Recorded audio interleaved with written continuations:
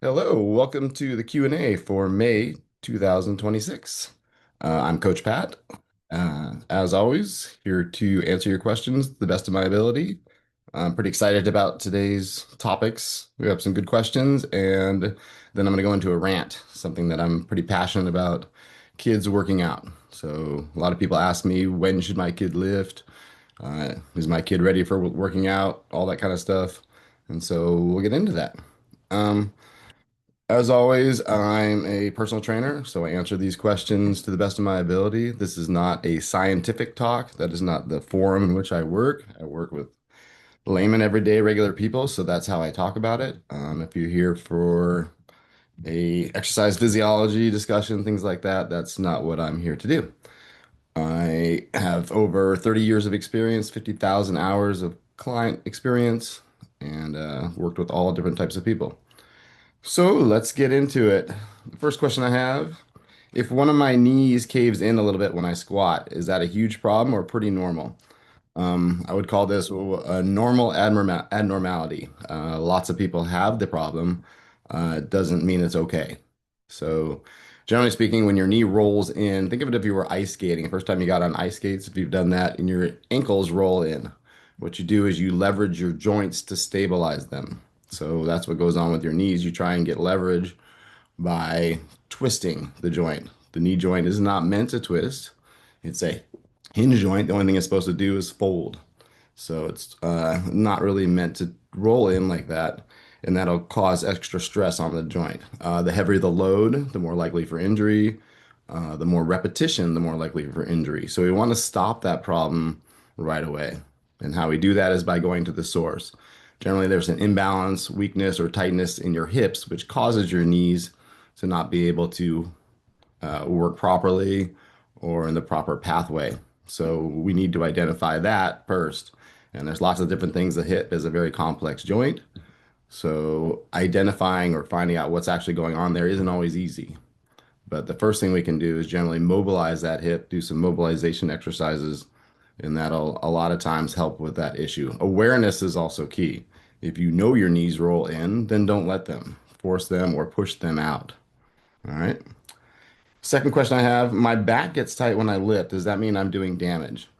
Um, One thing is a lot of times we get very scared or apprehensive anytime we work with our backs or feel your back working. And I find it interesting, for instance, if we're doing a core exercise, if people feel their abs working, then they think they're getting a great workout.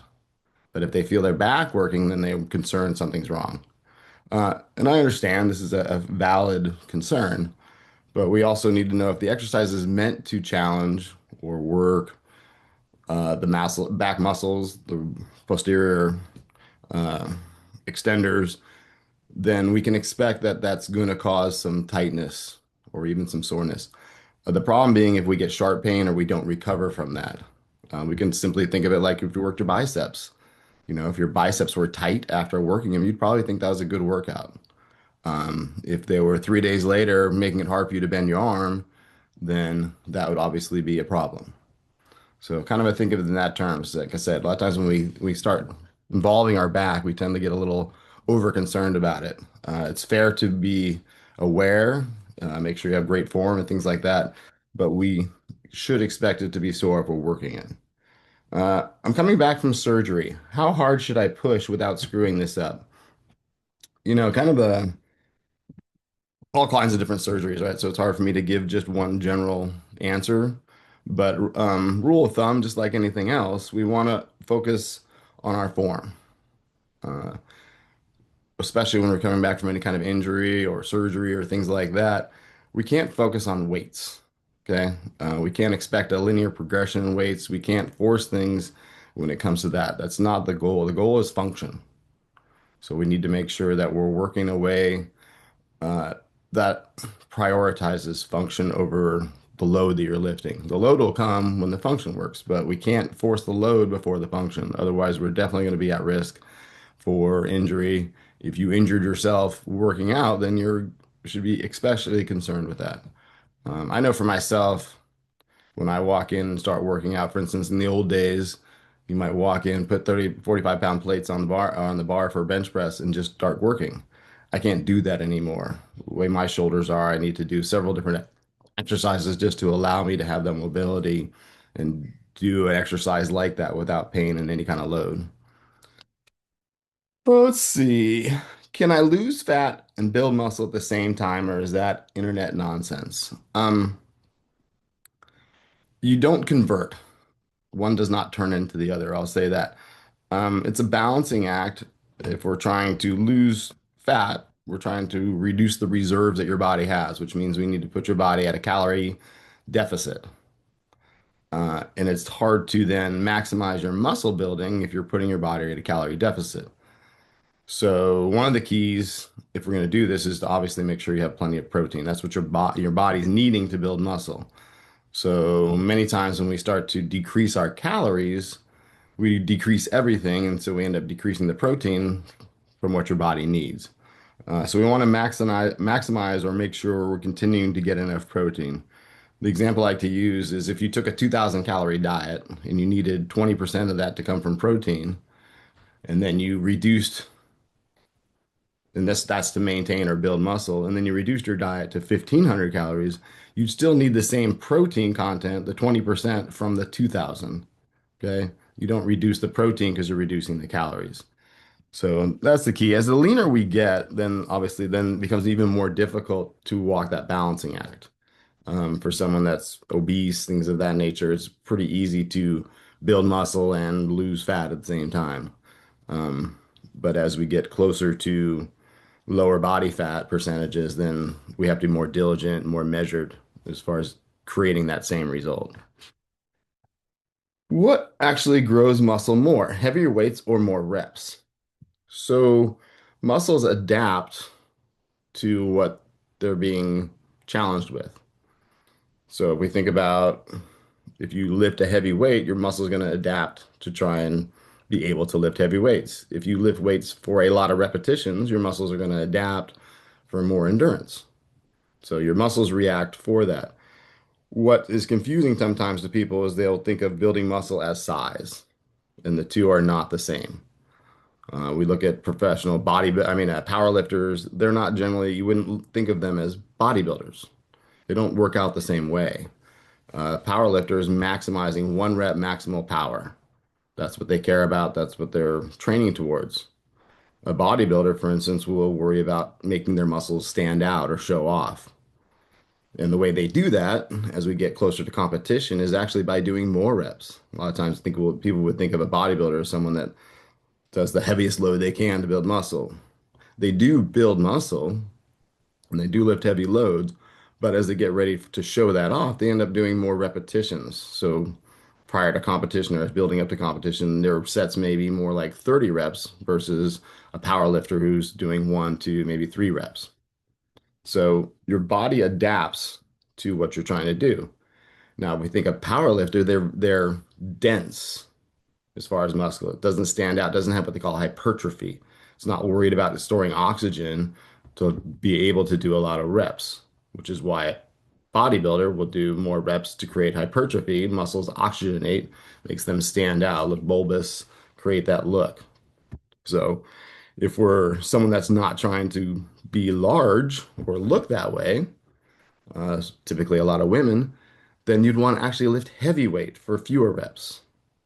Now you're some guy that's getting ready to, show off his physique at the beach, then maybe you're looking more to have lighter weight and more repetitions. And that tends to be counter to intuitive to what people think. So hopefully that answers that.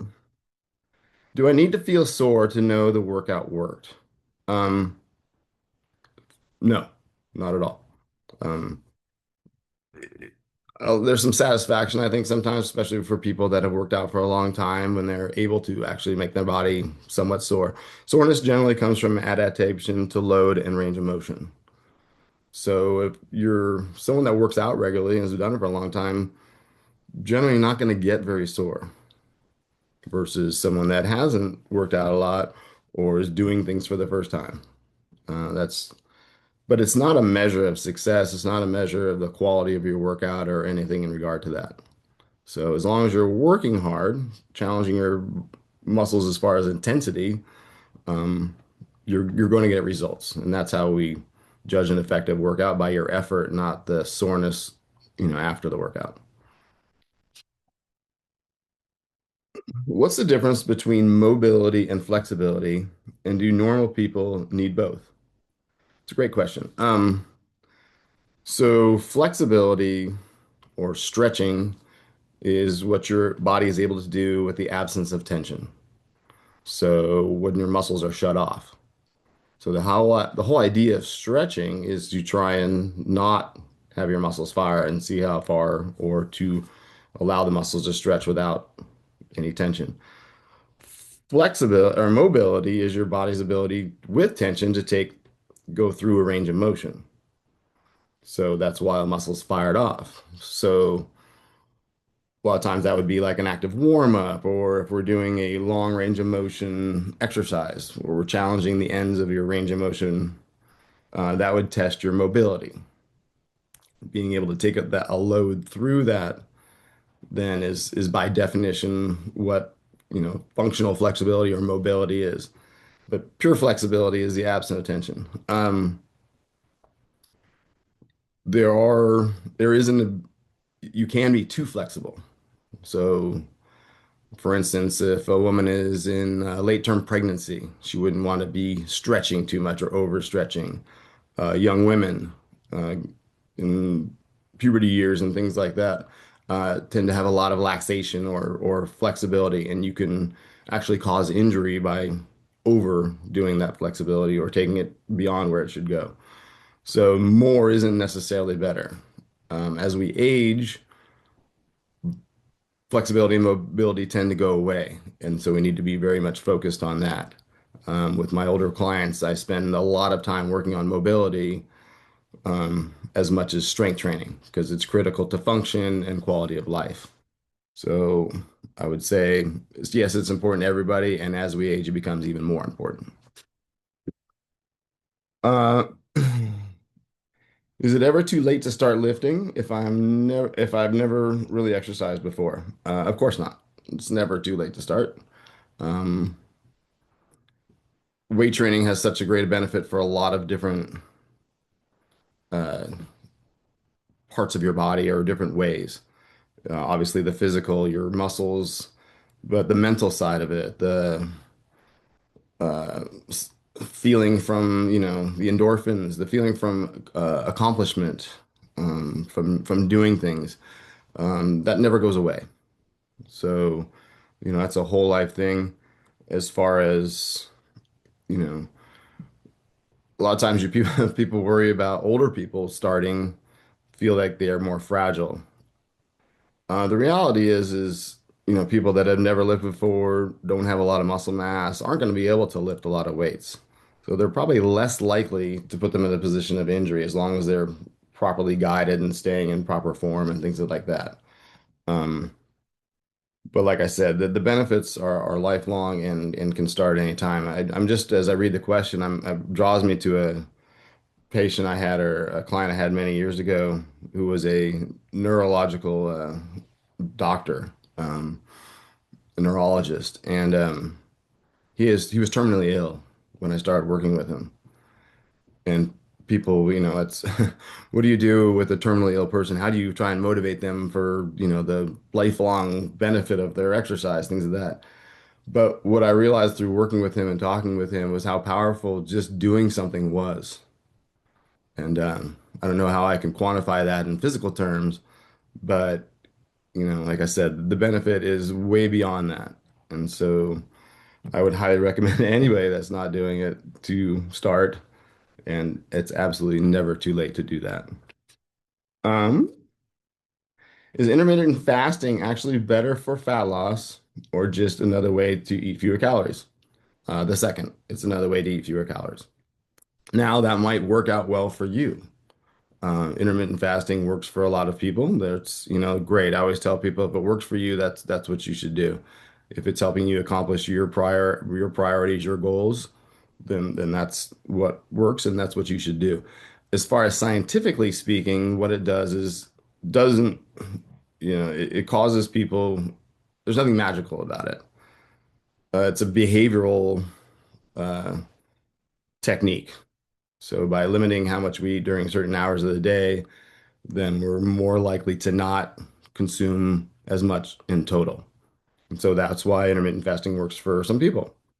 Um, the negative side, I would say to it, and is if you're an athlete, if you're someone that's trying to build muscle, then it's not unless you're willing to, or unless you're going to make some adjustments to it.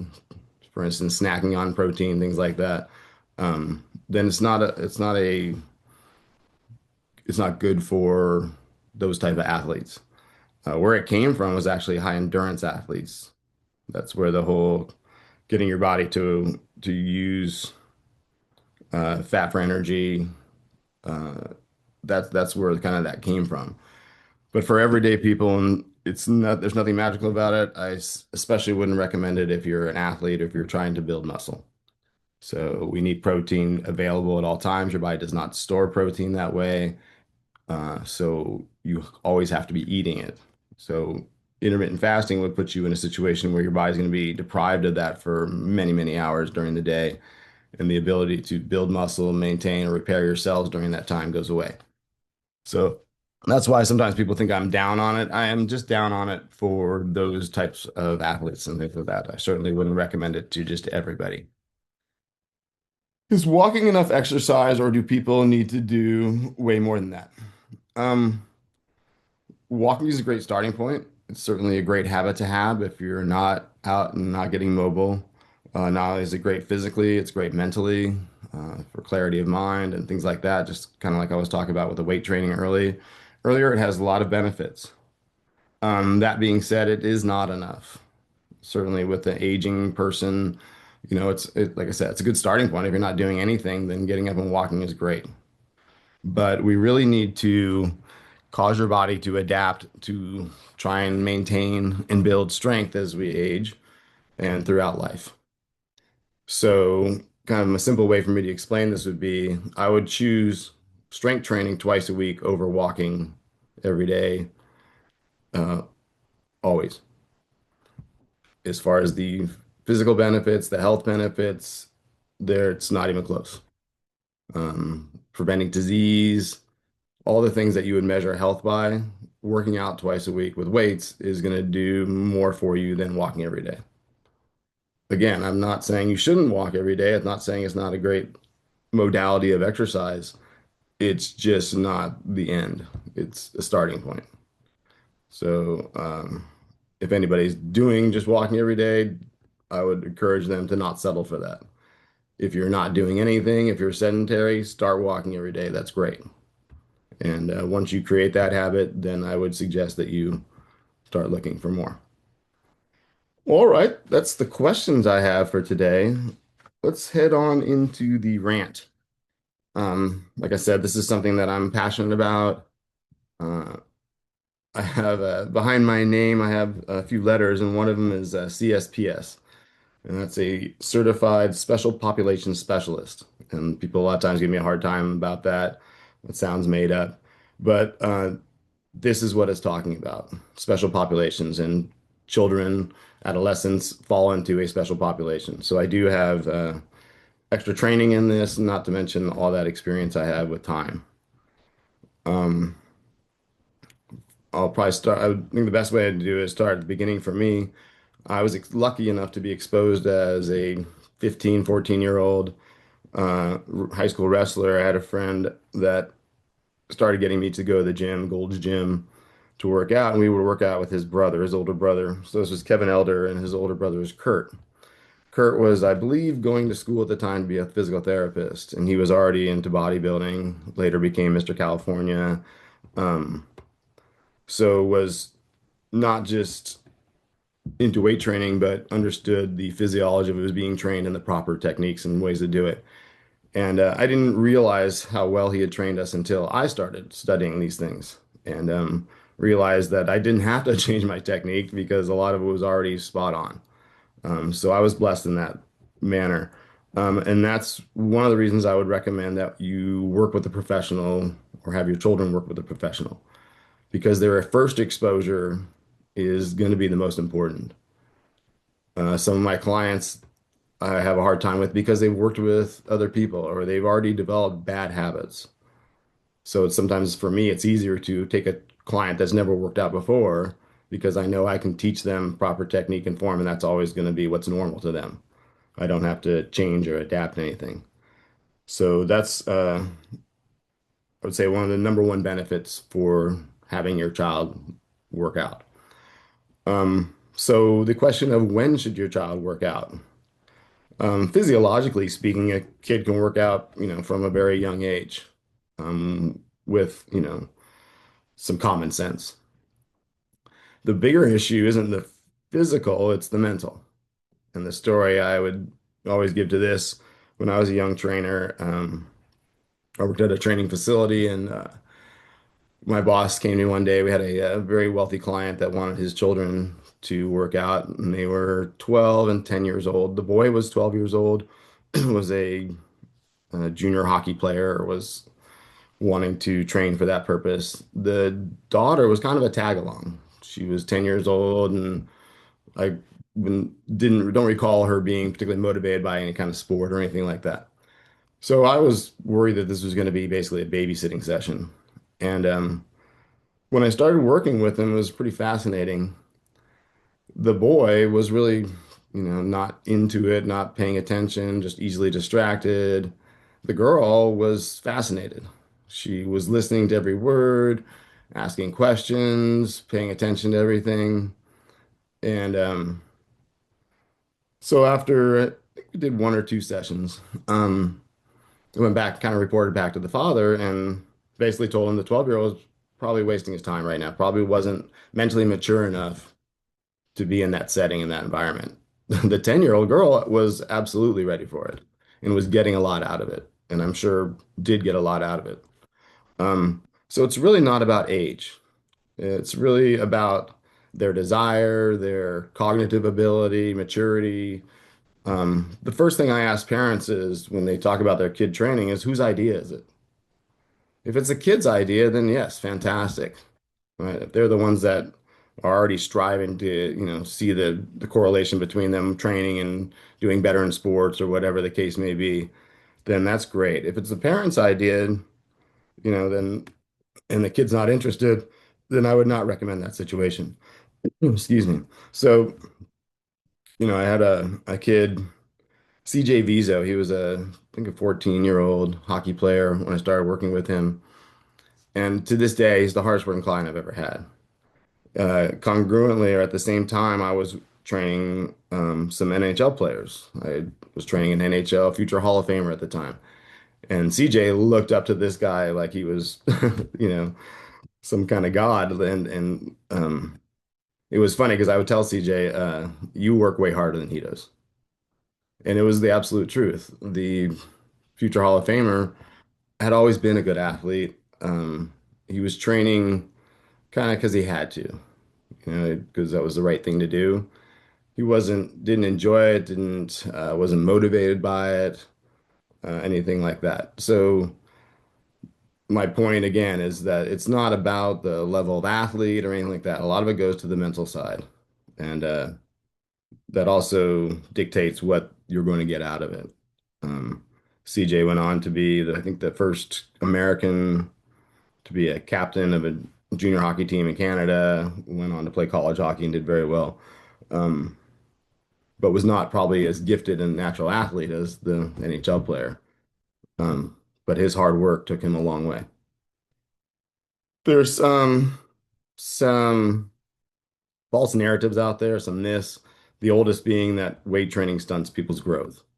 And this one is really kind of funny if you think about the origins of where this comes from. And it's funny because it's the same idea is saying that playing basketball from a young age would make you tall, or doing gymnastics would make you short or flexible. Um, Typically, what we associate is world-class athletes when we think of a sport. So, yes, for a world-class power lifter, they're typically going to have shorter limbs, longer torso, things of that nature. They're not going to be particularly tall because that doesn't benefit them. So when we get to a world-class level, that's the way those athletes are generally going to appear. Just like in basketball, generally speaking, they're going to be pretty tall people because that's advantageous to the sport. It has nothing to do with what they were doing in the sport. There was no physiological science behind weight training, stunting growth, or anything like that. Now, we do need to be intelligent about how we go about lifting. If we think about kids, pre-hormonal, prepubescent kids, their ability to build, a lot of muscle and muscular adaptation isn't there yet. So prioritizing trying to add load or build muscle mass is not going to be effective at that time. What's going to be most effective is, like I was talking about earlier, learning proper form, kinesthetic awareness. So they know where their body is in space, understanding the movement patterns, the muscles that are causing that, understanding the physiology.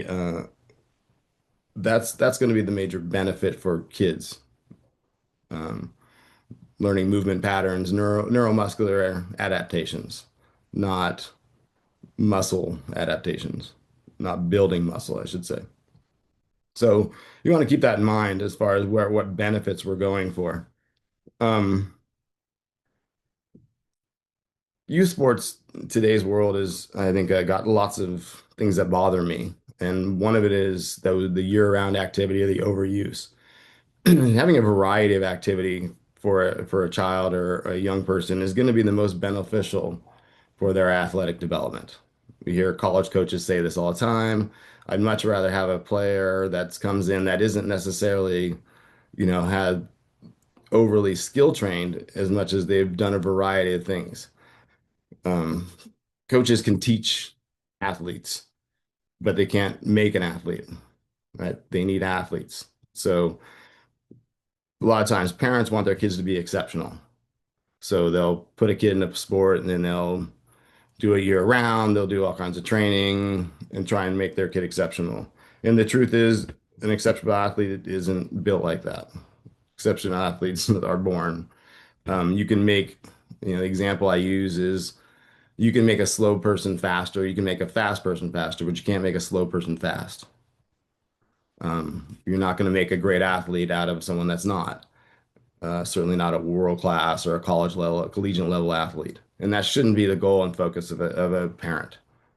A parent should be trying to make it so the kid enjoys doing sports, movement, all the things that come with physical exercise, and beyond that, the social side of it. I find it disappointing now because of travel ball and things of that nature that kids basically are separated out.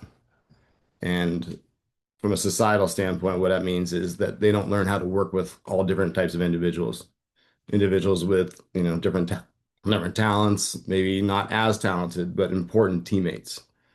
Um, so, like I said, that bothers me, and I am worried about, the year round and the travel ball and what that does, because it typically excludes a lot of kids.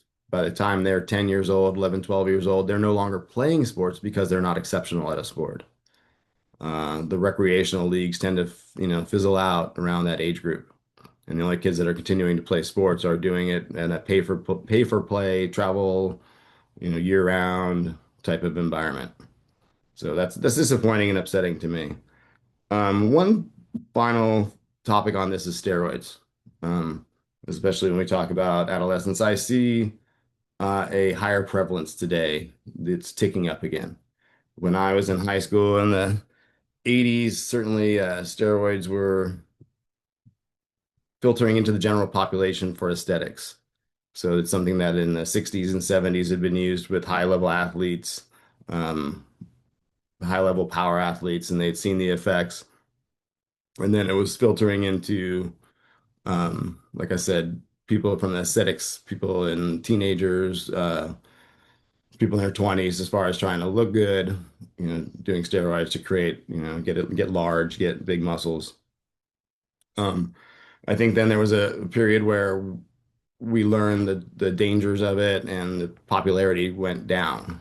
Probably the accessibility to get it probably went down a little bit. But I think because of whatever the way the market is today and the accessibility and online market and things like that, kids are able to access steroids much easier. And I see a tick up for sure in the adolescent boys using them.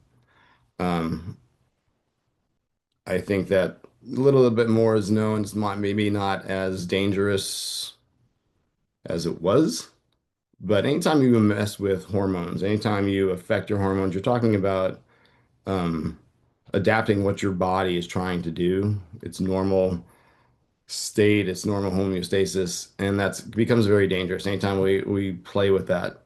Um, as we see with these, hormone drugs that are causing people to lose weight. The long-term effects, the necessity to be on it for the rest of your life, things like that.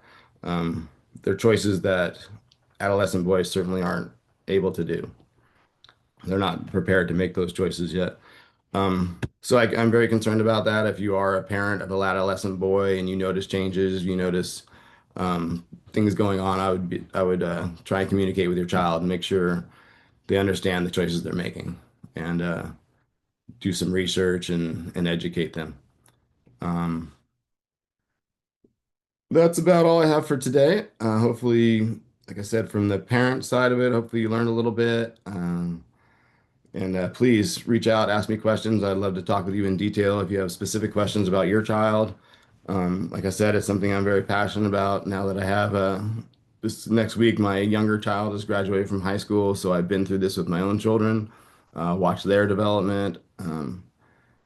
And I should note that really I never tried to push them into any exercise or weight training, anything like that. And they both discovered it on their own, both my children, and are doing very well with it. And I have some experience like this, like I said, and I would appreciate any questions you have, and give me some things to talk about for next month. Thank you all for joining me, and I will see you in June. Have a great week.